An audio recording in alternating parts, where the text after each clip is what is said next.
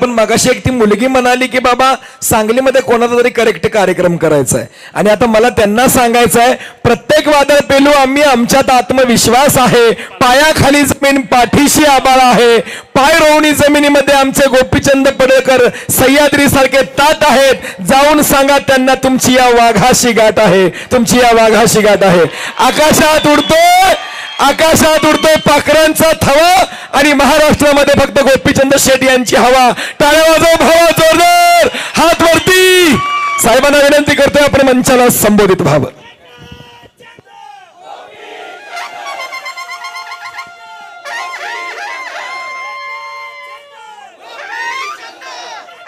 तुतारी वाजते.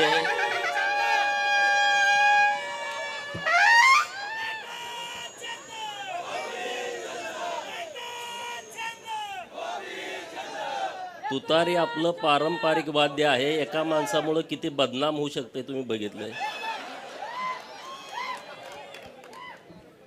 आज सांगलीच्या ठेशन चौकामध्ये या जिल्ह्याचं ज्यांनी नेतृत्व केलं 95 ते 99च्या काळामध्ये, 18 वर्ष महाराष्ट्राच्या विधान परिषदेमध्ये एक अभ्यासू सदस्य म्हणून आणि विधान परिषदेचे विरोधी पक्ष नेते, राज्याचे ग्रामविकास खात्याचे मंत्री म्हणून एक उत्तम प्रशासक, फरडा वक्ता आणि रोखठोक भूमिका मांडण्यामध्ये ज्यांचं महाराष्ट्रभर नाव आहे, असे आपल्या सर्वांचे आदरणीय माननीय अण्णासाहेब डांगे साहेबांच्या प्रमुख उपस्थितीमध्ये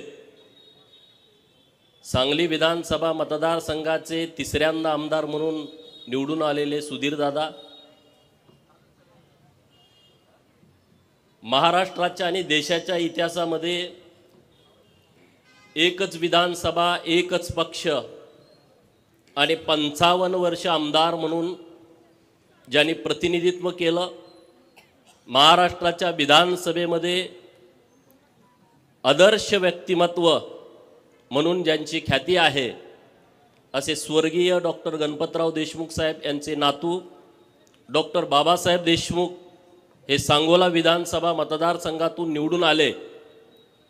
म्हणून त्यांचा आणि गेली अनेक वर्ष तुम्हाला वाटत होतं की मी एकदा तरी जनतेतनं निवडून यावं, म्हणून सातत्यानं जेवढा संघर्ष मी केला त्याच्यापेक्षा जास्तीचा संघर्ष तुम्ही केला आहे. हा गोपीचंद पडळकरचा सत्कार मी समजत नाही. ज्यांच्या मनगटामध्ये बळ आहे, ज्यांना अन्यायाच्या विरोधामध्ये लढू वाटतंय मनातून, अशा तुम्हा सर्वांचा हा सन्मान आहे, असं माझं म्हणणं आहे, असं माझं मत आहे. सांगलीच्या या स्टेशन चौकामध्ये अनेक ऐतिहासिक सभा झालेल्या आहेत.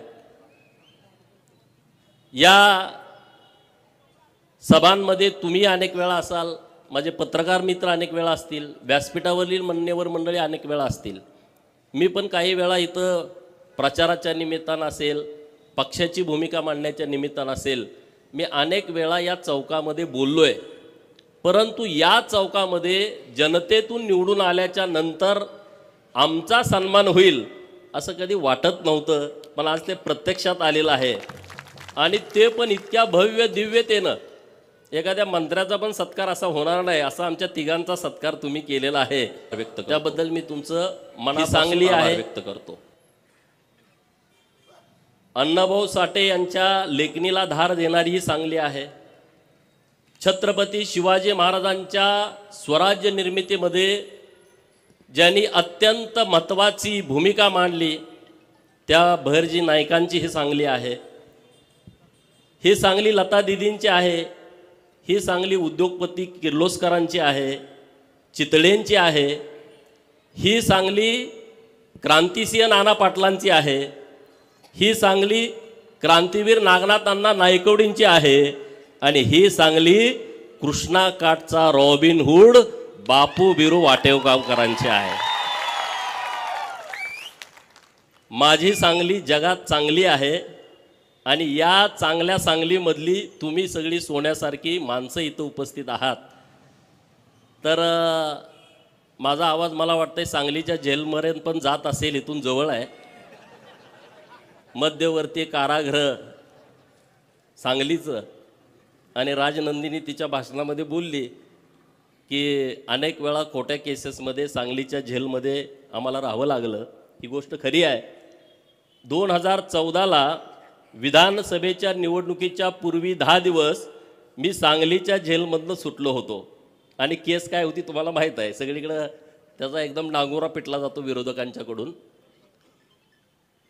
सांगलीच्या जेलमधला एक आरोपी जो खोट्या केसमध्ये ज्याला अनेक वेळा जेलमध्ये जावं लागलं, त्याचा आज जनतेच्या पाठबळावरती सांगलीच्या चौकामध्ये सन्मान होतोय. ही माझ्यासाठी अभिमानाची बाब आहे.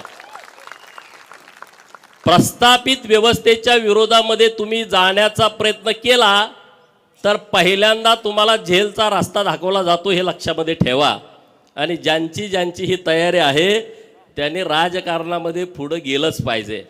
अरे जेवढ्या केसेस माझ्यावरती टाकल्या त्याच्यापेक्षा 1000 पटीनं जेलमधनं बाहेर आल्यानंतर हार लोकांनी आम्हाला घातलेले आहेत. यात सांगलीपासून आटपाडीपर्यंत 10-20 हजार लोकांची रॅली जेलमधनं सुटल्यानंतर या महाराष्ट्रातल्या लोकांनी बघितलेली आहे. लोकांना वाटतं गोपीचंद असाच आला, ह्याला काही लॉटरी लागली. लॉटरी लागली नाही रे बाबांनो. आमचा इतिहास नीट बघा. आम्ही लढणारी माणसं आहोत. अण्णासाहेबांनी इतिहास सांगितला. जो समाज स्वतःचा इतिहास विसरतो तो समाज नव्यानं इतिहास निर्माण करू शकत नाही. हे तुम्ही लक्षात घ्या. अण्णासाहेबांनी जे सांगितलंय ते आपण सगळ्यांनी सिरियस घेण्याची आवश्यकता आहे. आज राजकारणामध्ये आपण पुढं आलं पाहिजे. राजसत्ता आणि राजपाट कधी मागून मिळत नसतो, तो नेहमी हिसकावून घ्यायचा असतो. मी पहिल्यापासून ही भूमिका मांडतोय. तुमच्यासाठी कुठलं सिंहासन ठेवलेलं नाही आहे. तुम्हाला सिंहासन निर्माण करावं लागेल. नसेल तर जो सिंहासनावरती आहे त्याच्या पाठीत लाथ घालून त्याला बाजूला करून तुम्हाला तिथं बसावं लागेल. त्याशिवाय तुम्हाला राजसत्तेतलं सिंहासन मिळू शकत नाही. अरे मी 2006ला राजकारणामध्ये आलो. 6 ते किती झाले बघा, 24 जनतेतून निवडून यायला किती वेळा पडलो मी निवडणुकांमध्ये. 5 वेळा मी निवडणुकांमध्ये हारलोय. 2-3 वेळा विधानसभा, 1 वेळा लोकसभा, 1 वेळा जिल्हा परिषद. एवढा वेळा लोक म्हणा हा वेळा आहे. अण्णासाहेबांनी सांगितलं धनगराचं वेळ दिवस सरूस तर जात नाही. लोक बोलतात खाजगीत, आजही बोलतात की गोपीचंद पडळकर जिल्हा परिषदचा सदस्य झाला नाही हा आमदारकी लढवतो. ग्रामपंचायतचा सदस्य झाला नाही हा आमदारकी लढवतो. पंचायत समितीचा अजून मेंबर नाही हा आमदारकी खासदारकी लढवतो. ह्याला येड लागलंय, हा असाच संपून जाईल. होय, गोपीचंद वेडा होता म्हणून लढला. शहाणा असता तर कुणाच्या तर नोकरीला असता कारकून म्हणून. वेडा होता म्हणून लढला. हे वेडं पण आपल्या सगळ्यामध्ये असायला पाहिजे, प्रत्येकामध्ये असायला पाहिजे. वेडा माणूस क्रांती करतो. जो ध्येय वेडा आहे, जो संघर्ष करायची तयारी ठेवतो, जेलमध्ये जाऊन बसायची तयारी ठेवतो, तो वेडाच माणूस असतो. शहाणा माणूस असू शकत नाही. शहाणा असता तर तो पाया जाऊन पडला असता. मला माफ करा, माझ्यावरती केस करू नका, पोलिसाला सांगा, आत टाकू नका. धनगर वेडा आहे अशी लोक बोलतात. मी म्हणतो होय, धनगर वेडा असतो म्हणून तर त्या वेड्यापणामध्ये मेंढपाळाचा पोरगा सुभेदार मल्हारराव होळकर झाला. त्या वेड्यापणामध्ये तलवार हातामध्ये घेतली आणि सिंधू नदीच्या पलीकडे अफगाणिस्तानामध्ये अटके पार भगवा झेंडा फडकावला. वेड्यापणामध्येच यशवंतराव होळकर इंग्रजांच्या विरोधामध्ये लढले. 25 वेळा सलग इंग्रजांना हरवणारा या देशामध्ये दुसरा योद्धा नाही आहे. आणि छत्रपती शिवाजी महाराजांच्या नंतर राजे उमाजी नाईक आणि त्यांच्यानंतर महाराजा यशवंतराव होळकर यांनी स्वतःचा राज्याभिषेक केला आणि चक्रवर्ती महाराजा झाले. हे वेडेपणातच होतं, हे शहाण्या माणसाचं काम नाही आहे. स्वतःवर अन्याय झाला नाही, पण माझ्या मागासवर्गीय बहिणीवरती अन्याय झाला. म्हणून मेंढ्या राखणारा बापू बिरू वाटेगावकर हातामध्ये कुऱ्हाड घेतो, बंदूक घेतो आणि 14-15 जणाला यम सदनी पाठवतो. येड्यापणाचं लक्षण आहे, शहाण्या माणसाचं काम नाही. आणि म्हणून हा वेडापणा आम्ही नेहमी करणार. अरे तुमचं उदाहरण देतो, या सांगलीच्या मार्केटमध्ये हमाल म्हणून आमचे बाप जादे आले. त्या हमालाची पोर आता व्यापारी म्हणून अख्खं मार्केट ताब्यात घेऊन बसलेत. हा वेड्यापणाचंच काम आहे, हे शाण्या लोकांचं काम नाही आहे. आज त्या हमालाची पोरं नगरसेवक, सभापती आणि महापौर म्हणून व्यासपीठावरती बसलेले आहे. असा वेडापणा आपल्याला नेहमी करायचा आहे, हे लक्षामध्ये ठेवा. शहाणपणा केला तर काम करावं लागेल, वेडापणा केला तर तुम्ही लीडर व्हाल, नेता व्हाल. आणि तुम्हाला माझी विनंती आहे, झालं पाहिजे. का होऊ नये आपण? जिसकी जितनी संख्या भारी उसकी उतनी भागीदारी या तत्वावरती आम्हाला तिकीट मिळत नाही. आणि तिकीट मिळालं तर आम्हाला निवडून येऊ दिलं जात नाही. सगळे एक पाडा याला. मग तुम्ही शहाणं व्हावं लागेल, तुम्ही ते हातामध्ये घ्यावं लागेल. आज जतच्या जनतेला मी मनापासून धन्यवाद देतो की त्यांनी आज ही माझी सत्काराची वेळ आणली, नाहीतर ते शक्य नव्हतं. जत तालुक्यातल्या जनतेने डॉक्टर आरळीसाहेब व्यासपीठावरती आहेत, अन्य मान्यवर बरेच आले असतील, तर त्यांनी इतक्या क्षमतेनं, इतक्या ताकदीनं माझ्यासारख्या कार्यकर्त्याला 26 ऑक्टोबरला माझी उमेदवारी घोषित झाली, 20 नोव्हेंबरला मतदान होतं. भाजपमधले काही लोक ताकदीनं विरोधामध्ये भूमिका मांडत होते, हा बाहेरचा आहे, हा परका आहे, भूमिपुत्र नाही आहे. अशा काळामध्ये तालुक्यातली जनता माझ्या पाठीमागं ठामपणे उभं राहिली. मी जतकरांना मनापासून धन्यवाद देतो. आणि मी त्यांना जो शब्द दिलाय विधानसभेच्या प्रचारामध्ये, तो प्रत्येक शब्द आणि शब्द पूर्ण करण्यासाठी पुढची 5 वर्ष मी रात्रंदिवस मेहनत घेईल. आणि त्याबरोबर महाराष्ट्रातले काही विषय असतील, महाराष्ट्रातले काही प्रश्न असतील, तर त्याच्यासाठी पण काम करेन ना. अरे किती आम्ही लढलोय, आमचं कौतुक आम्ही करतोय अशातला भाग नाही. अनेक विषय मी विधान परिषदेचा आमदार झाल्यानंतर सभागृहामध्ये घेतले. सांगलीमधले महानगरपालिकामध्ये बदली कामगार आहेत, मानधनवरती कामगार आहेत, 1200च्या वर आहेत. मला भेटले मंत्रालयामध्ये, पप्पू डोंगरे साहेब होते, सुधीर दादा होते, की बाबा असा असा प्रश्न आहे. आम्ही लावून धरला. त्या लोकांचा प्रश्न ऑर्डरपर्यंत आला, परंतु एक सचिवानं मेक मारून ठेवली, तो आमच्या हिताचा नव्हता. म्हणून आम्ही त्यांना सांगितलं थांबवा, परत आमचं सरकार येणार आहे, आम्ही परत दुरुस्ती करून घेतो. एखाद्याचं प्रामाणिकपणे काम केल्याच्या नंतर लोक जाणीव कशी ठेवतात बघा. आता इथं चिंगा काकू आली, मला दिसली स्टेजवरनं, त्यांच्याबरोबरच्या सगळ्या सफाई कामगार भगिनी आहेत, नटून थटून आल्या चिंगा काकू. ती इतकी रागात होती आमच्यावरती, आमची ओळख नव्हती. सचिवाच्या दालनाच्या बाहेर त्या उभा होत्या आणि त्यांना कोणीतरी सांगितलं की काही लोकांचं हे काम करायला, ते असं एकदम रागात होते आमच्यावर, नुसत्या शिव्या द्यायच्याच बाकी होत्या. मी म्हटलं पप्पू डोंगरे साहेब ह्या काय असं एवढ्या कालवा करतात? ते म्हटले त्यांचं काम होणार नाही असं कोणीतरी सांगितलंय. त्यांनी ट्रेन पकडली, मुंबईमध्ये आले, सचिवाच्या दालनाच्या बाहेर होते. चिंगा काकू आज इथं आलाय तुम्ही, मी तुम्हाला मनापासून धन्यवाद देतो आणि शब्द पण तुम्हाला देतो. सुधीर दादा इथं आहेत, मी आहे, सुरेश भाऊ खाडे, आम्ही तिघं मिळून तुमचं काम आम्ही केल्याशिवाय राहणार नाही. सांगायचं तात्पर्य काय, लोक का जुळत गेली? प्रत्येक विषयावरती आम्ही भूमिका मांडली आहे. प्रत्येक विषयावरती जो माणूस आमच्याकडे आलाय त्या माणसाची भूमिका मांडली आहे. सुधीर दादा व्यासपीठावरती आहेत, त्यांना मला विनंती करायची आहे, दादा महानगरपालिकेची निवडणूक तोंडावरती आली आहे, आता तुम्हाला सिंहासनावरती बसवलं आहे, त्यांना सिंहासनावरती बसवण्याची वेळ आली आहे. मी तुम्हाला विनंती करतो, या सगळ्या उपेक्षित लोकांना तुम्ही उमेदवारी द्या. ज्यांना उमेदवारी देता येत नसेल त्यांना स्वीकृत करून घेतो म्हणून सांगा. तुम्हाला प्रचाराला जाण्याची गरज पडणार नाही, सगळी लोक तुमच्या बरोबर ताकदीनं येतील. रामोशाच्या पोराला शब्द द्या की तुला स्वीकृत करतो, तू जर निवडून येणार नसेल. लोणाऱ्याच्या पोराला शब्द द्या, इथं गोसाव्याच्या पोराला शब्द द्या, घिसाड्याच्या पोराला शब्द द्या. काय करायला लागत नाही, ही सगळी लोक तुम्हाला ही महानगरपालिका ताब्यामध्ये देतील. चमचे दलालांच्या मागं माणसं राहिलेली नाहीत, चमचे दलालाच्या मागं लोक नाहीत. ही जी गोरगरीब लोक आहेत ना, ती पूर्ण क्षमतेनं तुमच्या बाजूने उभा राहणार आहेत आणि तुमच्या ताब्यामध्ये परत एकदा महानगरपालिका देऊन या सांगली, मिरज आणि कुपवाडचं कल्याण करायचं आहे. त्यासाठी आम्ही तुमच्या बाजूने ठामपणे उभं राहू.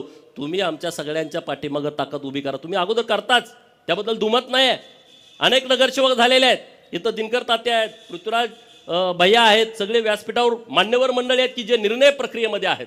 तर तुमच्याकडून आमच्या अपेक्षा आहेत, तुम्ही आम्हाला सन्मान द्या, आम्ही तुम्हाला ताकदीनं पाठबळ देण्याची व्यवस्था ह्या सांगली मिरज कुपवाडच्या महानगरपालिकेच्या निवडणुकीच्या निमित्तानं करू.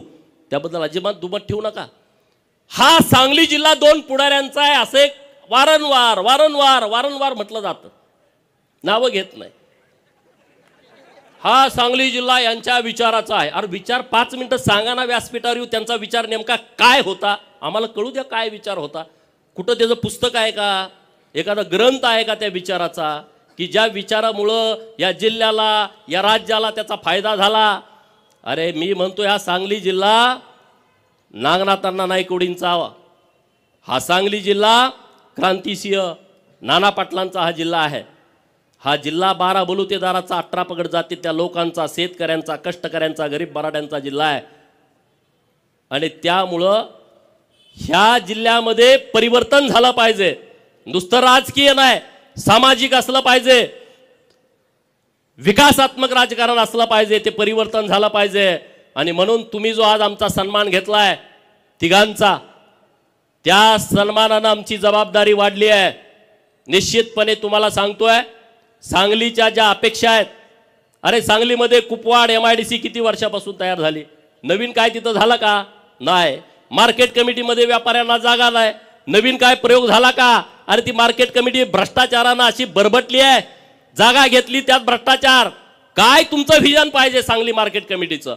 अरे इथल्या व्यापाऱ्यांना जागा नाही, 100-200 एकर जागा घेतली, डेव्हलपमेंट केलं आणि व्यापाऱ्यांना ती उपलब्ध करून दिली. कर्नाटक आपल्या बाजूला आहे, कर्नाटकातून लोक येत आहेत आणि त्या मार्केट कमिटीचा विस्तार केला नाही. कोंबडी कापून खायची ही जी ह्या लोकांची सवय आहे आणि त्याला पाठबळ मिळतंय. कारवाई होणं अपेक्षित होतं, कारवाई झाली नाही. मार्केट कमिटीवरती कारवाई होणं अपेक्षित होतं, जिल्हा मध्यवर्ती बँकेवरती कारवाई होत नाही. कारण हा फिरत असतो नेता, त्यांचा पाया पडत असतो अंधारामध्ये, कळत नाही, मॅनेज होतो, मग कारवाई होत नाही. आज सांगली जिल्ह्यामध्ये शेतकऱ्यांची जिल्हा मध्यवर्ती बँक आहे, जी आर्थिक वाहिनी आहे, या बँकेमध्ये प्रचंड मोठा भ्रष्टाचार झाला. 83 ची चौकशी झाली, 88 ची चौकशी सुरू आहे. अरे आमची मागणी आहे ही चौकशी पूर्ण होऊन त्यांच्यावरती कारवाई झाली पाहिजे. आज तुम्ही शेतकऱ्यांच्या दारामध्ये जाता 1 लाख कर्ज थकवल्यावरती आणि इकडे 100 कोटी रुपये तुम्ही काढले, बुडवले, तिकडे कोणी जात नाही. आज महाकाली साखर कारखाना, आटपाडीचा मानगंगा साखर कारखाना, अरे सभासदांनी त्यांच्या सौभाग्यवतीच्या गळ्यातलं डोरलं मोडून तुमची सभासदाची फी भरली. आज इतके वर्ष तुम्ही कारखाना चालवला, 200 150 कोटी रुपये तुम्ही कर्जामध्ये घालवला आणि आता तुम्ही परत बँक म्हणते की आता हे RBIचे नियम आहेत, अमुक आहे, तमुक आहे, त्याचा बाऊ करून तुम्ही ते कारखाना विकायला काढणार आणि त्या पुढाऱ्यांच्या घशामध्ये घालणार. माझे पत्रकार मित्र येत आहेत, माझी त्यांना विनंती आहे, हे कारखाने विकायचे आणि घशात घालायचे यांचे डाव आहेत. आणि कारखाना विकल्यानंतर काय होणार आहे. अरे आटपाडीच्या कारखान्याला 2.5 एकर जमीन आहे, तिथं 5 लाख रुपये गुंठ्याचा भाव आहे. ते कारखाना घेणार आणि त्यातली 200 एकर जमीन विकून टाकणार आणि खाजगी कारखाना करून टाकणार. जे सुतगिरणीचं झालं तोच प्रकार होणार आहे, महाकाली कारखान्याचं तेच होणार आहे. तर बँकेला माझं अपील आहे, सभासदांचा कारखाना हा सभासदाला राहायला पाहिजे. उद्या तुम्ही विकून ती जमीन विकणार आहे, आता तुम्ही जमीन विकून ती पैसे भरून घ्या आणि तो सभासदांचा कारखाना सभासदाच्या ताब्यामध्ये ठेवा. कशासाठी हे प्रकार करताय, कुणासाठी करताय. अरे हे काय तुमच्या बापजादाची प्रॉपर्टी नाही आहे, हे लोकांची आहे, शेतकऱ्यांची आहे, कष्टकऱ्यांची आहे. त्याच्यावरती तुम्ही डल्ले मारता, त्याच्यावरती तुम्ही अटॅक करता. हे इथून पुढे चालणार नाही. सरकारकडे मी पाठपुरावा करणार आहे आणि सरकारनं जरी पाठीशी घातलं तर सरकार बरोबर सुद्धा या बाबतीमध्ये संघर्ष करायची आमची तयारी असणार आहे. कारण हे सभासदाचे कारखाने आहेत, सभासदाची जमीन आहे. अरे आटपाडीची जमीन तर माझ्या धनगर समाजाची जमीन आहे. काय तुम्ही देता रे, एक तुम्ही गुंठा जमीन देत नाही, 2.5 एकर जमीन आमच्या बापजाद्यांनी दिली. काय मिळालं आम्हाला, काय त्या कारखान्यामध्ये मिळालं. कामगार म्हणून आणि म्हणे आमच्या बापाचे कारखाने आहेत. महाकाली कारखान्यामध्ये कुणाच्या जमिनी आहेत, या जिल्ह्यातल्या सगळ्या कारखान्याच्या आणि MIDCच्या जमिनी बघा. या 18 पगड जातीच्या, 12 बलुतेदाराच्या, गरीब मराठ्याच्या आणि OBCच्या जमिनी आहेत. कुठल्या पुढाऱ्याच्या रानामध्ये झाला कारखाना? अण्णासाहेबांनी मला एकदा कहाणी सांगितली की त्यांची सुद्धा 400 एकर जमीन एका कारखान्याला गेली आहे. परवा त्यांना भेटायला गेलो तेव्हा सांगितलं. सर्वोदय कारखान्याचं काय झालं? पृथ्वीराज भैया इथं आहेत, संभाजी आप्पा आता हयात नाहीत. आज कष्टाने उभा केलेला कारखाना या बँकेच्या राजकारणामध्ये त्यांनी घशात घातला. आणि म्हणून तुम्हाला माझी विनंती आहे, या बँकेच्या राजकारणामध्ये तुम्ही आला पाहिजे, संस्था स्थापन केल्या पाहिजेत आणि मत कुणाला विकलं नाही पाहिजे या बाडग्यांना. नाहीतर त्याचा काही उपयोग होणार नाही. 2 लाख मिळाले, 3 लाख मिळाले, चालला, त्याचा उपयोग होणार नाही. राजकारणाच्या बाबतीमध्ये मनात चीड असली पाहिजे, ठग असली पाहिजे. लात घालीन तर पाणी काढेल अशी उर्मी प्रत्येकाच्या मनात असली पाहिजे, तर हे घडल. एका दोघा तिघांचं काम नाही आहे. तुम्ही सगळ्यांनी ठरवलं तर हे घडू शकतं. ही क्षमता, ही ताकद ही तुमच्यामध्ये आहे आणि त्या ताकदीनं आपल्याला पुढे जायचं आहे. आज आम्ही जतकरांना आव्हान केलं होतं की तुम्ही आम्हाला जमीन द्या. 1,500 एकर जमीन दिली. पत्रकार मित्रांना माझी विनंती आहे, अरे या जिल्ह्यामध्ये MIDC ला 1,500 एकर एका जागेवर जमीन कुठंच जिल्ह्यात मिळू शकत नाही. आज ती जतमध्ये मिळाली आहे. आज आमचे राज्याचे नेते मुख्यमंत्री देवाभाऊ दावोसला गेलेत. 4-5 दिवस ते दावोसला असणार आहेत. 7 लाख कोटीच्या वर इन्व्हेस्टमेंट ते महाराष्ट्राला घेऊन येणार आहेत. आणि मी सकाळी पण त्यांना विनंती केली, मागच्या 4 दिवसात पण देवाभाऊंना भेटलो की दावोसच्या दौऱ्याला तुम्ही मुख्यमंत्री झाल्यानंतर पहिल्यांदा जाताय, तो दौरा यशस्वी होणार याबद्दल कुणाच्या मनामध्ये शंका नाही. पण दौरा यशस्वी होण्यामध्ये माझ्या सांगली जिल्ह्याला आणि जत तालुक्याला एक मोठा इंटरनॅशनल प्रकल्प तुम्ही आम्हाला दिला पाहिजे, ही मी विनंती त्यांच्याकडे केलेली आहे. आणि होय, त्यांनी शब्द दिलाय की कसल्याही परिस्थितीमध्ये सांगली जिल्ह्याला एक आम्ही प्रकल्प देऊ. अरे मी साधा आमदार आहे, मी नामदार नाही आहे. आज डॉक्टर बाबासाहेब देशमुख साहेबांनी मत व्यक्त केलं की या सांगली जिल्ह्याकडे एक काळ नेतृत्व होतं. या सांगली जिल्ह्यातले कॅबिनेट मंत्री अनेक वर्ष अनेक वेळा महाराष्ट्राच्या राजकारणामध्ये होते. मी टीकात्मक बोलत नाही आहे, वस्तुस्थिती मांडतोय.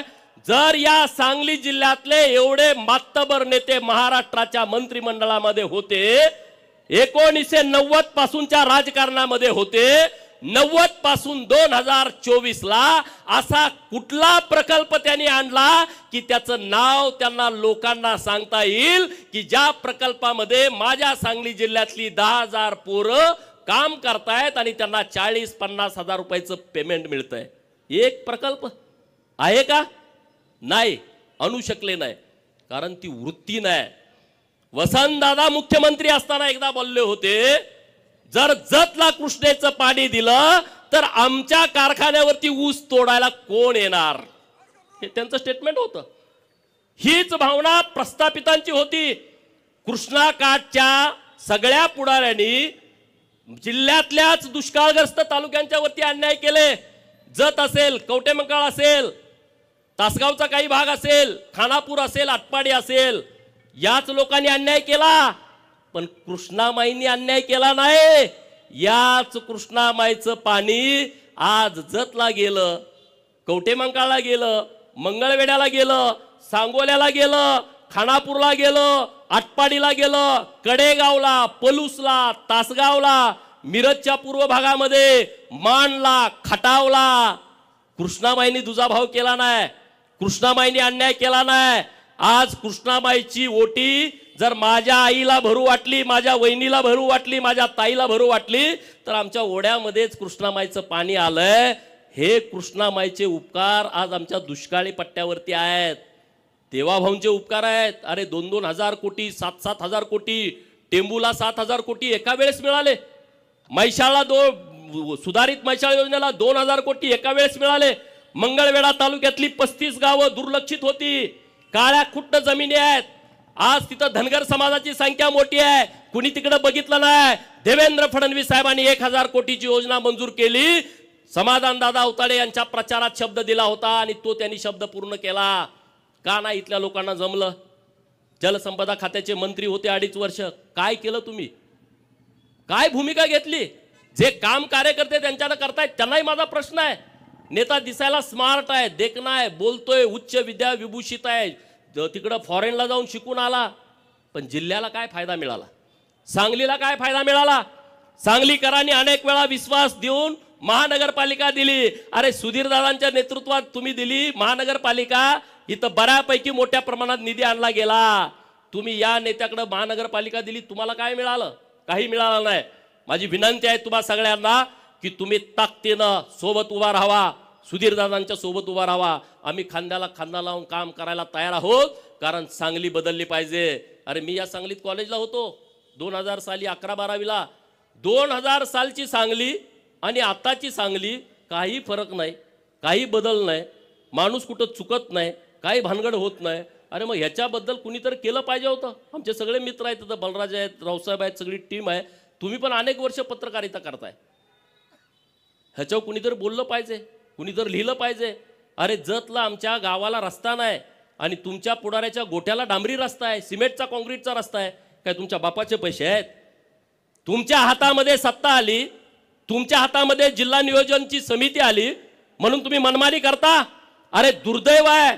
मी जिल्हा नियोजन समितीला आमदार असताना एक पत्र दिला, माहितीचा अधिकार दिला त्यांना आणि म्हटलं की 1999 पासून हे जेव्हा मंत्री झाले तेव्हापासून जिल्हा नियोजन मधून तुम्ही किती पैसे खर्च केले त्याची यादी द्या. अरे जिल्हा नियोजन मध्ये तुम्ही कामं काय केलेत याची यादी कलेक्टर ऑफिसला नाही. ज्याचं बजेट 800 आणि 900 हजार कोटी आपल्या जिल्हा नियोजनचं, त्यांच्याकडे कामं कुठं गेली याची यादी नाही. जर कामाची यादी नसेल 20 वर्षापूर्वीची, अरे इंग्रजांनी इथं बांधलेलं पूल 100 वर्षानंतर पत्र येतंय, ते पूल पडल, तुम्ही नवीन करून घ्या. आणि 20 वर्षापूर्वी, 15 वर्षापूर्वी, 10 वर्षापूर्वी जिल्हा नियोजन मधून तुम्ही किती पैसे खर्च केलेत त्याची यादी जिल्हा नियोजनच्या अधिकाऱ्याकडे नाही. पत्रकार मित्रांना माझी विनंती आहे, तुम्ही सुद्धा माहिती घ्या. मी माहिती दिली तर मला उत्तर दिलं की आमच्याकडे माहिती नाही. ही किती गंभीर बाब आहे बघा.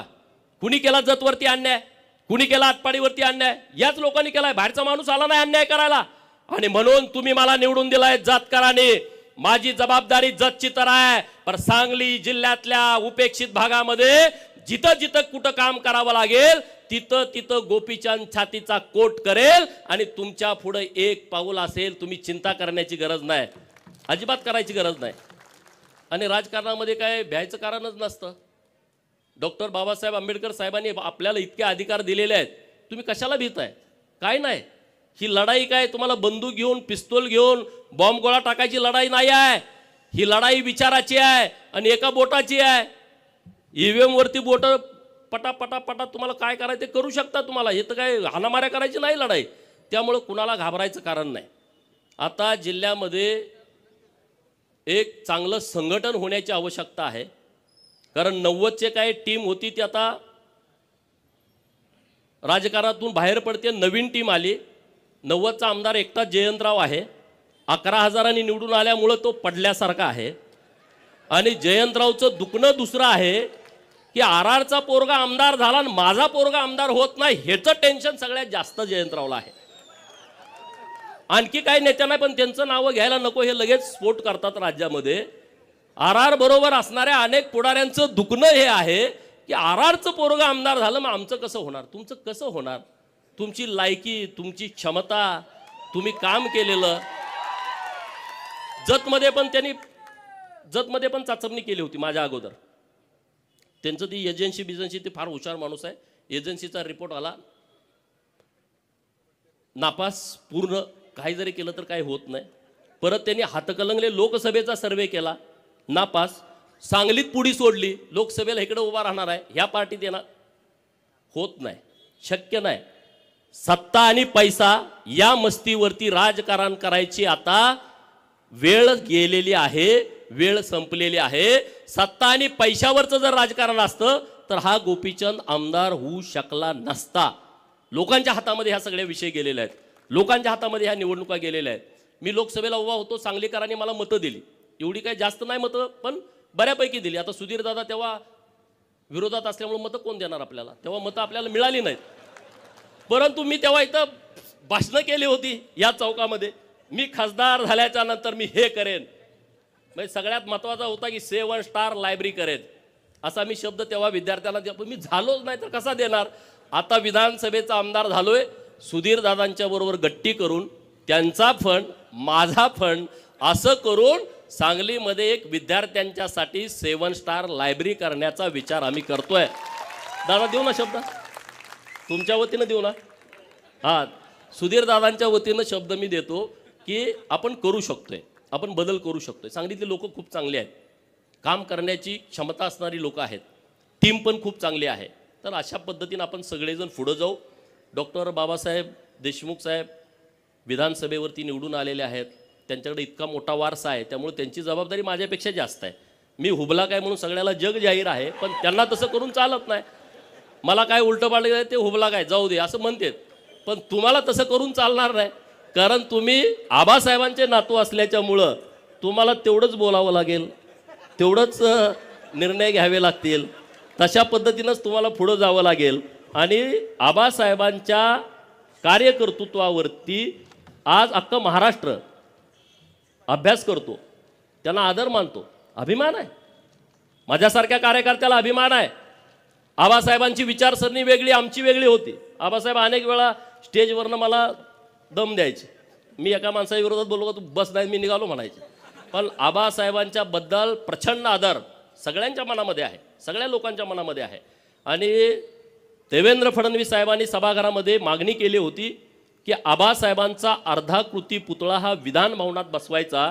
यासाठी तुम्ही आणि मी आता देवाभाऊ आल्याच्या नंतर त्यांना भेटून ती मागणी आपण रेटून धरू आणि विधान भवनामध्ये महाराष्ट्रामध्ये एक आदर्श व्यक्तिमत्व बनून, सरकारनं सांगितलंय, सरकार पण आणि विरोधी पक्ष, तेव्हा आम्ही विरोधी पक्षामध्ये होतो, परंतु सरकारचं दोन्ही बाजून आणि सभापती महोदयांनी तशा सूचना दिल्यात. विधान परिषदेमध्येच ती चर्चा झाली होती आणि तो विषय आपल्याला मार्गी लावून आपल्याला पुढं जाण्याची आवश्यकता आहे. अण्णासाहेबांनी काही विषय आपल्यासमोर मांडले की मेंढ्यांची संख्या कमी व्हायला लागली आहे. ही गोष्ट खरी आहे, अडचणी पण आहेत. आता आपल्याला दोन्ही बाजूनं चालावं लागेल. आम्ही म्हणलो सरकारनं मेंढ्या द्या, तर काय पोरं म्हणजे तुम्ही आता आम्हाला परत मेंढपाळ करता का? नाही, मतप्रवाह आहेत वेगवेगळे. तर आम्ही दोन्ही बाजूनं चाललोय. विद्यार्थ्यांच्यासाठी चांगल्या योजना सरकारच्या माध्यमातून आणलेल्या आहेत. सांगली शहरामध्ये ओबीसीची 2 वसतिगृह, मराठा समाजाची 2 वसतिगृह, एक मुलांचं एक मुलींचं 100 क्षमता असणारी 2 वसतिगृह. वसतिगृह बांधण्यासाठी खूप वेळ लागतोय म्हणून सरकारनं निर्णय घेतला इमारती भाड्यानं घ्यायच्या आणि तिथं वसतिगृह चालू करायचं. महाराष्ट्रामध्ये 54 ठिकाणी आता वसतिगृह चालू आहेत. काही ठिकाणी इमारती मिळाल्या नाहीत, भाड्यानं मिळाल्या नाहीत किंवा त्याचे दर जास्त आहेत मेट्रो सिटीमध्ये, म्हणून ती राहिलेले आहेत. त्याच्या पुढे जाऊन आम्ही सरकारकडे मागणी केली की 100 विद्यार्थी दिले तरी विद्यार्थ्यांची सोय होत नाही, गैरसोय होते. आणि म्हणून सावित्रीबाई फुले स्वाधार नावाची योजना ओबीसींच्या मुलांसाठी आणलेली आहे. प्रत्येक जिल्ह्याला 600 विद्यार्थी जे 12वी नंतरचं व्यावसायिक शिक्षण घेतात त्या मुलांना तो तालुक्याला राहिला तर 38,000 रुपये, तो क वर्गाच्या महानगरपालिकेच्या ठिकाणी राहिला तर त्याला 43,000 रुपये, तो अमरावती, नाशिक आणि संभाजीनगर अशा ठिकाणी जर राहिला तर त्याला 51,000 रुपये, आणि तो मेट्रो सिटीमध्ये राहिला, मुंबई, नवी मुंबई, पुणे, पिंपरी चिंचवड आणि नागपूर या ठिकाणी जर आपला पोरगा शिकायला गेला तर त्याला 61,000 रुपये सरकार देतंय खोली भाडं आणि खानावळीचं. पण दुर्दैवाची बाब आहे, 600 मुलांना ओबीसीच्या, त्यामध्ये 346 जाती आहेत. पण मित्रांनो 600 सुद्धा फॉर्म आले नाहीत. हे सगळ्यात मोठं दुर्दैव आहे. आणि 3 वेळा मुदतवाढ दिली, 3 वेळा मुदतवाढ दिली. तीच योजना धनगर समाजासाठी पंडित दीनदयाळ यांच्या नावानं सेम तीच योजना, फॉर्म तेवढे आले नाहीत. माझी विनंती आहे सगळ्या विद्यार्थ्यांना, अरे तुम्ही एज्युकेटेड आहात, ऑनलाईन फॉर्म करायचे आहेत. मेंढक्यांच्यासाठी एक स्कीम आणली आम्ही सरकारकडून. काय स्कीम आणली? जून, जुलै, ऑगस्ट, सप्टेंबर या 4 महिन्यामध्ये पाऊस पडतोय. फॉरेस्टचे अधिकारी म्हणतात की जंगलामध्ये तेव्हा रोपटी उगवायला चालू होतात, ते संक्रमणाचा बियांचा काळ असतो, मेंढ्यानं तुडवलं तर येत नाही. काय आता ते असतील कोण अधिकारी मला माहीत नाही, बुद्धिवान, पण त्याने असा रिपोर्ट दिला की जंगलामध्ये मेंढ्या सोडायच्या नाहीत. आणि मग आम्ही सरकारकडे मागणी केली, जर तुम्ही आमच्या मेंढ्या जंगलामध्ये सोडणार नसाल तर तुम्ही आम्हाला चराई भत्ता द्या, महिन्याला 6,000 रुपये, 4 महिन्याला 24,000 रुपये, आणि स्कीम जाहीर केली. मला अभिमान वाटतो त्या गोष्टीचा. म्हणून मला मेंढक्यांचं कायम कौतुक वाटतं. 1,20,000 मेंढपाळांनी ऑनलाईन फॉर्म भरले. ऑनलाईन 1,20,000. सरकारकडे पैसे 8 कोटी होते. मी म्हणलं असं जुळणार नाही. आता तुम्हाला जेवढे फॉर्म आले तेवढे पैसे द्यावे लागतील. त्यांच्याकडे परत 20 कोटीपर्यंत झाले. त्यांनी 20 कोटी वाटले. मी आता अण्णासाहेबांना शब्द देतो की मी त्यांच्याकडे पाठपुरावा करतो आणि 1,20,000 आता दरवर्षी येणार फॉर्म. त्यांना तुम्ही चराई भत्ता द्यायलाच पाहिजे, दिलाच पाहिजे. त्याशिवाय मेळ बसणार नाही. पोरांच्या अडचणी आहेत हो. मेंढका पोरगा असला त्याला पोरगी मिळत नाही. तो परत मेंढर विकतोय, मुंबईत जातोय, कुठंतरी लोकांना मध्ये जागा घेतोय, लग्न केलं का परत गावाला येतोय, परत मेंढ्या घेतोय. परत म्हणते तू अरे मुंबईला होता ना, आता कसं काय मेंढराकडं. म्हणजे अडचणी खूप आहेत, सुविधा नाहीत. पहिल्यासारखी आता लोकांची मानसिकता नाही आहे. 35-35 किलोमीटर दिवसात चालायचं आणि कुठल्या पण गावात जाऊन राहायचं. स्मशानभूमीजवळ वाडा पडतो, गावाच्या कुठंतरी 3-4 किलोमीटर आतमध्ये वाडा पडतो. कसं करणार लोक. पण त्यातून आता बंदिस्त, अर्धबंदिस्त शेळी फार्म सरकारनं द्यावेत अशा पद्धतीची आपली मागणी आहे. आमच्या सगळ्या भगिनी घोड्यावरती सगळं ओझं टाकून जातात. आमचे पत्रकार मित्र फोटो काढून बातमी लावतात, तुम्ही बघितलंय. म्हणून सरकारकडे आम्ही मागणी केली आहे 50 HP ट्रॅक्टर सरकारनं द्यावेत. 75% तुम्ही अनुदान द्या, 10% आम्ही भरतो, 15% बँकेनं कर्ज द्यावं आणि 50 HP ट्रॅक्टर तुम्ही पहिल्या टप्प्यामध्ये 100 आम्हाला द्या. सरकारनं त्या गोष्टीला तत्वता मान्यता दिलेली आहे. असे नवीन नवीन प्रयोग करतोय. आता आम्ही मिलिटरीवाल्यांच्याकडे ज्या पद्धतीचे तंबू असतात, सरकारकडे आम्ही विनंती करतोय की तसा तंबू आमच्या मेंढपाळाला द्या की जो हलका असेल आणि त्यांनी 4 खुट्या मारल्या तर त्यांना तिथं राहता येईल. ही एक स्कीम तुम्ही भटक्या विमुक्तांना लावा. जे या गावातनं त्या गावात जातात, पालामध्ये राहतात, इकडून पाऊस आला इकडे जाते, तिकडून पाऊस आला, अरे कसं जगणार, काय होणार आहे त्यामध्ये. आणि म्हणून तुम्ही मला आमदार केलाय, सरकारकडे पाठपुरावा करतोय. भटक्या विमुक्तांच्यासाठी सरकारनं स्पेशल बजेट मंजूर केलं पाहिजे. आणि मला विश्वास आहे देवाभाऊ मुख्यमंत्री आहेत आणि महाराष्ट्रामध्ये सगळ्यात जास्त सामाजिक न्याय या व्यक्तिमत्वानं दिलाय. आणि मला ठाम विश्वास आहे की त्यांच्या माध्यमातून या सगळ्या भटक्या विमुक्तांच्यासाठी, पालात राहणाऱ्या लोकांच्यासाठी सरकार काहीतरी चांगला निर्णय करेल आणि तो आम्ही तिथं करून घेऊ. तुम्ही आज सत्कार केलाय तर आम्ही कामं केली पाहिजेत ना. आमचा काही मोठेपणा म्हणून आज सत्कार झालेला नाही आहे. आणि सत्काराचं भाग्य आमचं सांगलीमध्ये यावं असं आम्हाला कधी वाटत नव्हतं. पण आज ते घडतंय जतकरांच्यामुळं, आज ते घडतंय सांगोलकरांच्यामुळं, बाबासाहेबांचं आणि सांगलीकरांचं जास्तीचं प्रेम सुधीरदादांच्यावरती आहेत. त्यांना तिसऱ्यांदा तुम्ही निवडून दिलेलं आहे. त्यामुळं तुम्ही आज आमच्या तिघांचा सत्कार या स्टेशन चौकामध्ये केला. तर इथून पुढं तुम्हाला ज्या अपेक्षा आमच्याकडून आहेत त्याच्यापेक्षा एक पाऊल पुढं जाऊन ताकदीनं, क्षमतेनं, जिल्ह्यात असेल जिल्ह्यात, राज्यात असेल राज्यात, आता संघर्ष करायची वेळ संपलेली आहे. संघर्ष आता जयंतरावनी करू द्या, पण ते करू शकत नाही. संघर्ष करायचं पण रक्तात असावं लागतं. संघर्ष ते करू शकत नाहीत. आता ते विरोधी पक्षात आहेत, त्यांनी करायला पाहिजे आंदोलन, मोर्चा, रस्त्यावर. आम्ही कुठवर यायचं, आम्ही रस्त्यावरच आहे गेली 20 वर्ष. आता नाही, आता आम्ही सत्तेत आलोय. तुम्ही सुद्धा तुमचा मोड बदला, सत्तेत आलोय असं. नाहीतर विरोधी पोस्ट टाकत बसू नका. आपण आता सत्ताधारी आहोत तर आपण काम काय करायचं. तुम्ही सरकारला सांगा हे काम केलं पाहिजे. सरकारकडे तुम्ही ही सूचना द्या, कल्पना मांडा. अरे सामान्य माणसं सुद्धा चांगल्या कल्पना मांडतात आणि त्या कल्पनेनुसार सरकार काम करतं. तशा सूचना तुम्ही द्या, त्या पद्धतीनं सरकार काम करेल. आपलं एक महत्त्वाचं काम राहिलंय, 2-3 वर्ष झालं प्रयत्न सुरू आहे. महाराजा यशवंतराव होळकर यांचा अश्वारूढ पुतळा महाराष्ट्रातला पहिला हा सांगलीच्या जिल्हाधिकारी कार्यालयासमोर बसवायचा आहे. आणि आता त्याची सगळी प्रक्रिया पूर्ण होत आलेली आहे. मुंबईला आता शेवटचं पुतळ्याच्या परवानगीसाठीचं महानगरपालिकेचं पत्र तिथं पोचलंय. मंगळवारी बुधवारी आम्ही जाणार आहोत आणि तिथं एक अश्वारूढ पुतळा महाराष्ट्रातला पहिला हा कलेक्टर ऑफिसच्या समोर करायचा आहे. मागं एकदा डॉक्टर स्वप्नील चोपडे इथं आहे, त्यांनी ते कलर केला होता नवीन नाव लिहायला. एकदा कलर केला का काही गाड्यांच्या डोक्यात आलं, ती परत तिथं नावच लिहू देणार. स्वप्नीलला नेऊन पोलीस स्टेशनला बसवला त्याने की नाव लिहायचं नाही. मी म्हटलं का, पोटात दुखतंय का म्हटलं, काय अडचण होते. आणि मग संघर्ष करून ते यशवंतराव होळकर महाराजा यांचा सांगलीमध्ये चौक आहे.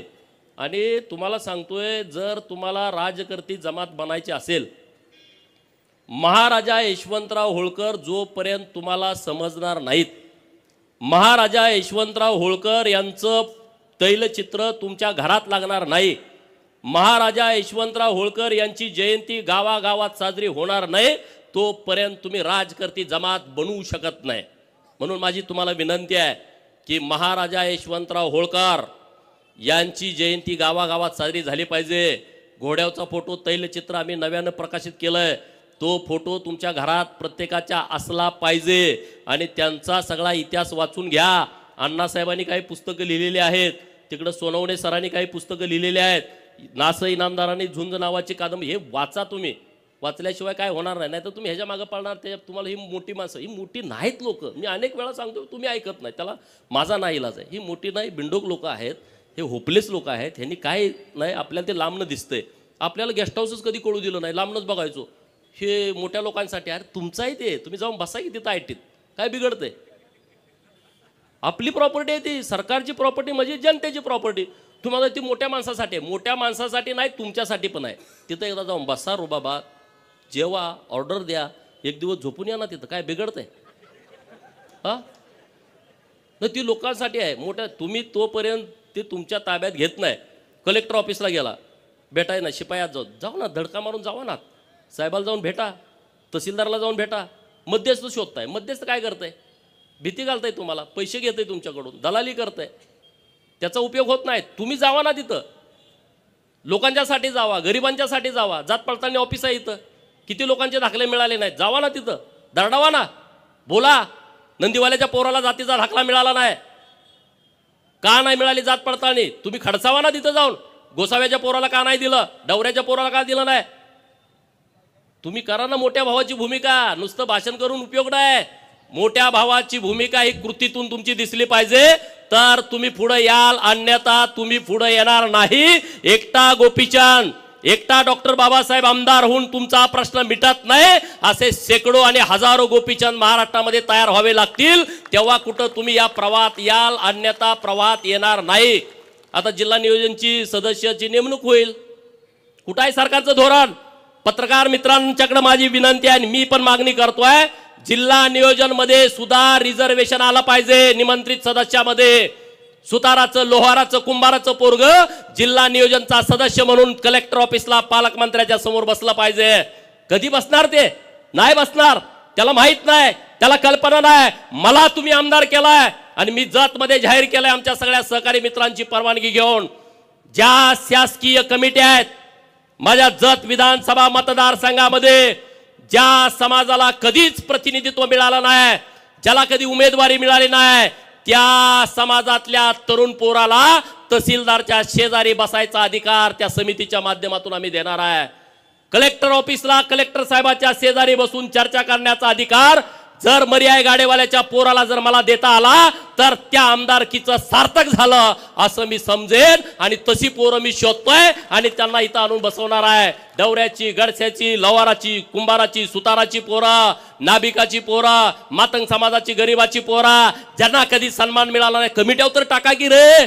कमिट्यावर पण तुम्ही टाकत नाही. इकडचा मेहना, तिकडचा पाहुणा. जिल्हा नियोजनवरची यादी काढा. गेल्या 20 वर्षातली कोण आहेत माणसं? एक तर नेता, नेत्याचा चमचा, दुसऱ्याला संधी नाही. आणि म्हणून मी देवाभाऊंच्याकडे मागणी करणार आहे की महाराष्ट्रातल्या जिल्हा नियोजनमध्ये आणि महाराष्ट्रातल्या शासकीय कमिट्या आहेत तिथं तरी आम्हाला संधी द्या. आणि ते देऊ शकतात, हेच काहीतरी परिवर्तन करू शकतात. आणि म्हणून असे नवीन नवीन विषय घेऊन आपल्याला पुढे जायचं आहे. नवीन नवीन विषय घेऊन आपल्याला पुढे काम करायचं आहे. अजिबात चिंता करू नका, अजिबात काळजी करू नका. तुमचा जो विषय असेल तो मला सांगा, दादांना सांगा, बाबासाहेबांना सांगा. दादांना सांगितल्यावर डायरेक्ट जाऊन ते काम करून येतील. आम्ही सभागृहात वाजवून काम करून घेऊ. दादांचं आमच्यापेक्षा जास्तीचं चालतं. दादा सिनियर आहेत आणि सगळ्यात महत्त्वाचे तुम्हाला माहीत आहेत, बॅकबोन आहे दादा. त्यामुळं दादांचं सगळं चालतं. त्यामुळं दादांना आमची विनंती आहे की तुम्ही आमचं नेतृत्व करा. आम्ही तुमच्याबरोबर ठामपणे उभं राहू. आतून बाहेरून कुठलाही दगा फटका माझ्याकडून होणार नाही, तो आमचा स्वभाव नाही. कारण होळकरांच्या इतिहासाचा एक आपल्याला कौतुकास्पद घ्यायला पाहिजे. होळकरांनी जेवढ्या लढाई केल्या त्या समोरासमोर सांगून. होळकरांचे किल्ले बघा. वापगावचा किल्ला पुणे जिल्ह्यातला गावात आहे. यशवंतराव महाराजा होळकरांचा जन्म झाला, मल्हाररावांनी जे 5 किल्ले बांधले होते त्यातला तो आहे, गावात आहे. महेश्वरी, राजधानी, पुण्यश्लोक अहिल्यादेवींची एकदम नदीच्या किनारी आहे. एकदम समोरासमोर लढणारे भिडणारे हे मल्हारराव आहेत. आणि त्यामुळं ज्यांना आम्ही लढायचं त्यांना समोरच लढतो, अजिबात चिंता नाही. आणि त्यामुळं दादांसारखं ज्येष्ठ नेतृत्व आपल्या सांगली जिल्ह्यामध्ये आहे. त्यांच्या नेतृत्वामध्ये आपण सांगली शहरामध्ये, ग्रामीणमध्ये ते जास्त फिरत नाहीत, पण सांगली शहरामध्ये आम्ही पूर्ण क्षमतेनं त्यांच्यासोबत राहू. एवढंच या निमित्तानं बोलतो. फळ मार्केटमधली लोकं असतील, हमाली करणारी सगळी मंडळी असतील आणि तुम्ही सगळे, तुमचं माझ्यावरती खूप उपकार आहेत. भाषणात सांगण्यासाठी नाही आहे, तुम्ही म्हणणारे भाषणात सांगतोय. माझ्याकडे जेव्हा गाडीला तेलाला पैसे नसायचे तेव्हा तुम्ही त्या गाडीत तेल टाकण्याचं काम केलं आहे. माझ्या सगळ्या निवडणुका ह्या तुमच्या वर्गणीवरती झालेल्या आहेत. त्यामुळं माझ्यासारख्या कार्यकर्त्याला त्याची प्रचंड जाणीव आहे. अरे आम्ही सामान्य आहोत. तुम्ही आज एवढा सांगलीमध्ये दिमागदार एवढा सोहळा केला गडदे तात्यांच्या नेतृत्वामध्ये, शक्य नाही आहे. महाराष्ट्रातल्या कुठल्या आमदाराच्या नशिबी असं येईल, पैसे लावून कुणी करेल हो, पण तुम्ही उत्स्फूर्त केलाय. हे तुमचं प्रेम आमच्यावरती कायम राहू द्या. या प्रेमाची पोच पावती आम्ही कामातून तुम्हाला देऊ.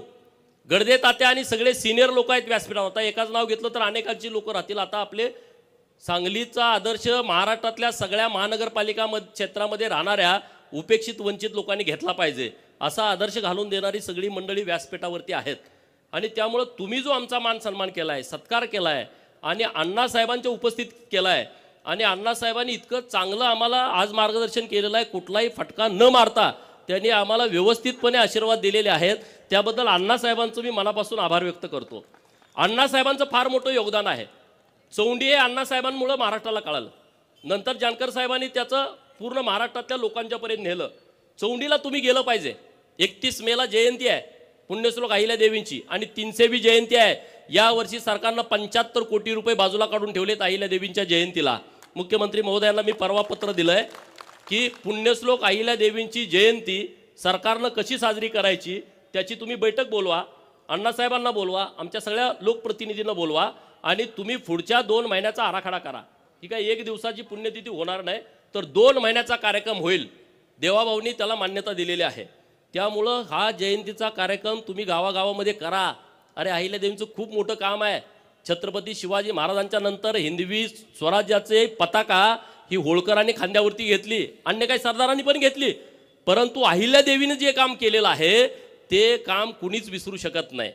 हिंदू धर्माच्या रक्षणाचं आणि हिंदू मंदिरांचं जीर्णोद्धाराचं काम हे अहिल्यादेवीने इतक्या मोठ्या प्रमाणात केलंय, ते कुणी विसरू शकत नाही. नरेंद्र मोदी साहेबांना मी धन्यवाद देईन. काशी विश्वेश्वराच्या मंदिराचा कॉरिडॉर डेव्हलप केला आणि त्या कॉरिडॉरमध्ये पुण्यश्लोक अहिल्यादेवींचा पुतळा त्यांनी तिथं बसवलेला आहे. कुठलाही हिंदू काशी विश्वेश्वराच्या दर्शनासाठी गेला तर त्यांना पुण्यश्लोक अहिल्यादेवींचं दर्शन होतंय. शंकराचार्यांचा आहे, भारत मातेचा पुतळा आहे आणि कार्तिक स्वामीचा, असे 4 पुतळे तिथं बसवलेले आहेत. धन्यवाद देईल मी देवाभावना, एकनाथ शिंदे साहेबांना. अरे अहमदनगरचं नाव बदललं, 1 वर्षाच्या आतमध्ये नामांतरण केलं आणि पुण्यश्लोक अहिल्यादेवी नगर केला. हा काही छोटा निर्णय नाही. तुम्हाला त्याचं काही देणं घेणं नसल्यामुळे तुम्हाला त्याचं काही वाटत नाही. अरे डॉक्टर बाबासाहेब आंबेडकरांचं तेव्हाचं औरंगाबाद आणि आताचं संभाजीनगर त्या विद्यापीठाला नाव देण्याच्या बद्दल किती मोठा संघर्ष झालाय. आपल्या जिल्ह्यातले रामदास आठवले साहेब आहेत, त्यांनी किती मोठा संघर्ष केला होता बघा. वाचा, घरं जाळली, अत्याचार झाले, बलात्कार झाले, मर्डर झाले, तेव्हा विद्यापीठाचं नाव बदललं. सोलापूर विद्यापीठाचं नाव बदललं. तुम्हाला त्याचं सोयरसुतक नाही, तुम्हाला त्याचं देणं घेणं नाही. नुसत्या पुढाऱ्यांना शिव्या, ह्यांनी काय केलं त्यांनी काय केलं. अरे तुम्ही काहीतरी करा ना, तुम्ही या ना, तुम्ही बोला, भूमिका मांडा. आता सोलापूर विद्यापीठाच्या प्रांगणामध्ये पुण्यश्लोक अहिल्यादेवींचं स्मारक तयार झालंय आणि आम्ही आता नरेंद्र मोदी साहेबांना विनंती करतोय देवाभाऊंच्या माध्यमातून की त्या स्मारकाचं उद्घाटन करण्यासाठी स्वतः नरेंद्र मोदी साहेबांनी यावं सोलापूरला. जर तो निर्णय झाला तर तुम्ही सगळे या, वेळ द्या. इकडं अमावस्याला गेलो, तिकडं पौर्णिमा जावा, पण एकदा जावा की दर अमावस्याला कशाला जात आहे. हा, बोकडं कापली 21, बोकडं कापली 20, 15, एक कापा की. आपलं देव मानतंय ना, काय आपल्या विरोधात आहे बिरोबा.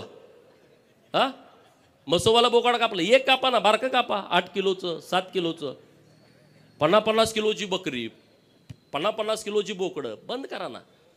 इकडं या, राजे व्हा. मंत्रालय अजून आम्हाला कुणी दाखवलं नाही. मुख्यमंत्री कुठं बसतात आम्हाला माहित नाही, 2 नंबरचा समाज. आपली ही अवस्था असेल तर गावात राहणाऱ्या छोट्या मायनर समाजाची काय अवस्था असेल विचार करा ना, काय अवस्था असेल. म्हणून जरा परिपक्व व्हा. सोलापूरच्या अहिल्यादेवी विद्यापीठामध्ये स्मारकाचं लोकार्पण आहे, तिथं तुम्ही या. अण्णासाहेबांनी त्यांच्या नेतृत्वामध्ये अहिल्यादेवींचा वाडा तयार केलाय 50-60 कोटी रुपये खर्च करून. एकदा जावा, दर्शन घ्या. एकदा आपल्या कुलस्वामीला गेलं, एकदा चौंडीला गेलं पाहिजे. अरे चौंडीमध्ये प्रचंड ऊर्जा आहे. तुम्हाला माहित आहे, मागं एक जण तिथं जयंती करायला ते पळून जावं लागलं, दुसऱ्या महिन्यात सरकार सुद्धा गेलं.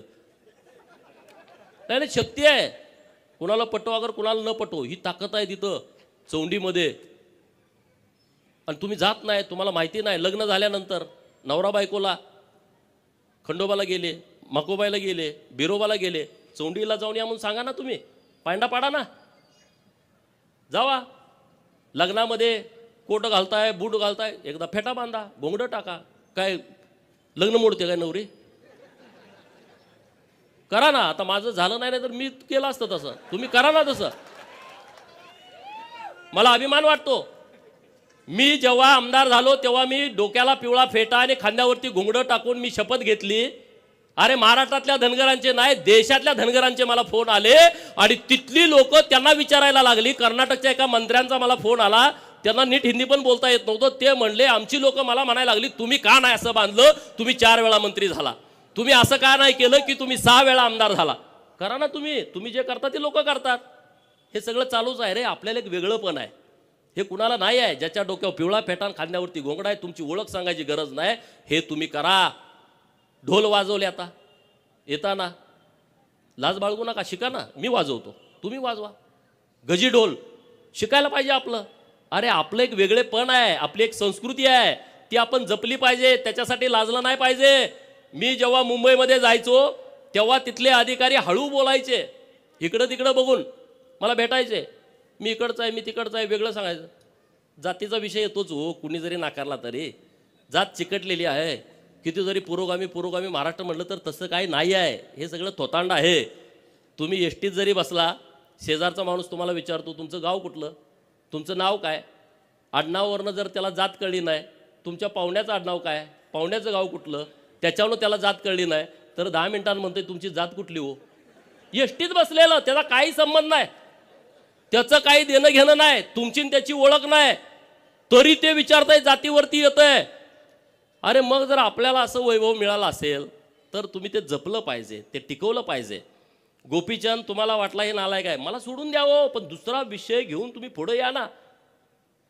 सगळेच माझ्याबरोबर असे नाहीत, 5-2% माझे सुद्धा एकदम चिंध्या करणारी लोक आहेत, मला माहीत आहे. पण मी काय तुमच्यावर रागाला आलोय का? मी रागाला पण येणार नाही. माझा विषय पूर्णपणे वेगळा आहे, माझे वैचारिक शत्रू पूर्णपणे वेगळे आहेत आणि त्यामुळं तशा पद्धतीनं मी पुढं जातोय. कुणी जरी मला थांबवण्याचा प्रयत्न केला, मी थांबणारा माणूस नाही. कारण मी थांबत नाही, कारण तुम्ही सगळे माझ्या सोबत आहात. एक बच्चनजींची कविता आहे, ती मी तुम्हाला वाचून दाखवणार आहे. मैं पत्थर पर लिखी इबारत हूं, मैं पत्थर पर लिखी इबारत हूं, शीशे से कब तक तोड़ोगे. मैं पत्थर पर लिखी इबारत हूं, शीशे से कब तक तोड़ोगे. मिटने वाला मैं नाम नहीं, मिटने वाला मैं नाम नहीं, तुम मुझको कब तक रोकोगे, तुम मुझको कब तक रोकोगे. मैं सागर से भी गहरा हूं, मैं सागर से भी गहरा हूं, तुम कितने कक्कड़ फेंकोगे. मैं सागर से भी गहरा हूं, तुम कितने कक्कड़ फेंकोगे. चुन चुन कर आगे बढ़ूंगा मैं, चुन चुन कर आगे बढ़ूंगा मैं, तुम मुझको कब तक रोकोगे. तुम हालातों की भट्टी में, तुम हालातों की भट्टी में जब जब मुझको झोंकोगे, तुम हालातों की भट्टी में जब जब मुझको झोंकोगे, तब तपकर सोना बनूंगा, तब तपकर सोना बनूंगा, तुम मुझको कब तक रोकोगे. अनेक वेळा संघर्षाच्या भट्टीमध्ये तुम्ही आम्हाला ढकललंय, आम्ही तावून सुलाकून निघालोय. आणि तुम्हाला पण मी सांगतो, संघर्षाच्या भट्टीमध्ये जो सन्मान असतो ना, तो जगात कुठंच नसतो. तो जगात कुठंच नसतो. विश्वकर्मा नावाची योजना आली 12 बलुतेदारांसाठी. कुणाला माहित होतं का 12 बलुतेदार? 18 बलुतेदाराचा कुणी विषय या देशात घेतला होता का? नाही. सरकारची योजना आहे. सांगलीमध्ये जे रस्त्यावरती बसलेत ना लोक, त्यांना त्याच दिवशी 10,000 कर्ज द्यायचं आहे बँकेत गेल्यावर, आधार कार्ड दिल्यावर. किती? 10,000. ते फेडलं का 20,000, ते फेडलं का 30,000, ते फेडलं का 40,000. केंद्रानं ही योजना आणली, आपल्याला माहीत पण नाही. तुमच्या गावात कोण असेल मोठ्या शहरामध्ये, त्यांच्यासाठी ही योजना आहे. आपल्या सरकारनं तर खूप योजना केलेत, खूप महामंडळं केली. आज रामोशी समाजाचं महामंडळ केलं आहे, लिंगायत समाजाचं महामंडळ केलं, वडार समाजाचं महामंडळ केलं, लोहार समाजाचं महामंडळ केलं, नाभिक समाजाचं महामंडळ केलं आहे, काशीबा गुरव समाजाचं महामंडळ, छोटा समाज आहे, महामंडळ केलं. अरे आज त्यांचा उपाध्यक्ष होईल, त्याला सुद्धा केला वाटतंय. त्यामुळे तुम्ही चिंता करू नका. तुम्ही आमच्या पाठीमागं ताकदीनं, तुम्हाला तो अधिकार आहे, पण प्रेमामध्ये कमी करू नका. एवढी तुम्हाला माझी हात जोडून विनंती आहे. अण्णासाहेबांनी जी जबाबदारी माझ्याकडे दिलेली आहे, मी अण्णासाहेबांना शब्द देतो की या जबाबदारीसाठी जीवाचं मी रान करेन. समाजाच्या प्रश्नासाठी, बहुजनांच्या प्रश्नासाठी, उपेक्षितांच्या प्रश्नासाठी, शेतकरी कष्टकऱ्यांच्या प्रश्नासाठी सभागृहामध्ये मी ही आमदारकी पणाला लावेल. त्याबद्दल तुम्ही अजिबात दुमत करू नका. आणि पूर्ण क्षमतेने आपल्याला पुढे जायचं आहे. बदल हा नेहमी होतो. एक वेळ तुम्ही सुद्धा राजकर्ती जमात बनणार आहे सगळी लोक.